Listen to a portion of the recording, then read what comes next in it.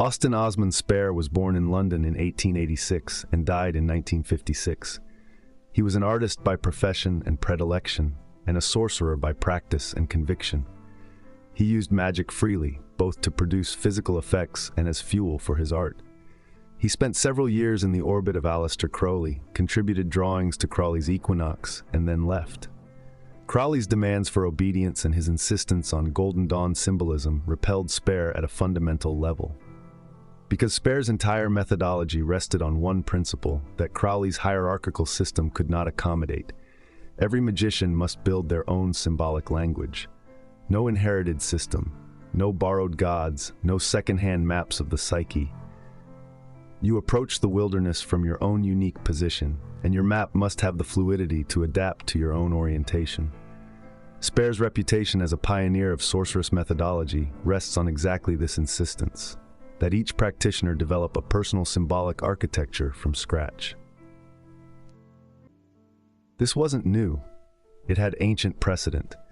According to the Egyptologist Ogden Goelet, the ancient Egyptians would invent myths to explain the origins of rituals and instruments, not the other way around. The priesthood would discover a new psychic dynamic through magical and astral research, then compose a mythical narrative as a cover story for the innovation. The myth was the user manual. The ritual was the technology. Spare took this principle and stripped away even the myth. No cover stories, no narrative scaffolding, just the raw mechanism, compressed into a symbol only you can read. Spare's magic centers on the relativity of belief. He felt that the shapes our worlds take depend entirely on what we believe about them. As he wrote in the Book of Pleasure, we are what we believe and what it implies by a process of time in the conception. Creation is caused by this bondage to formula. Most of what you believe, you didn't choose. Your parents installed it. Your culture reinforced it. Every interaction you've ever had has layered more programming on top. But Spare proposed that these consensual worldviews need not trap you. By manipulating your beliefs with enough depth and power, you can manipulate your reality.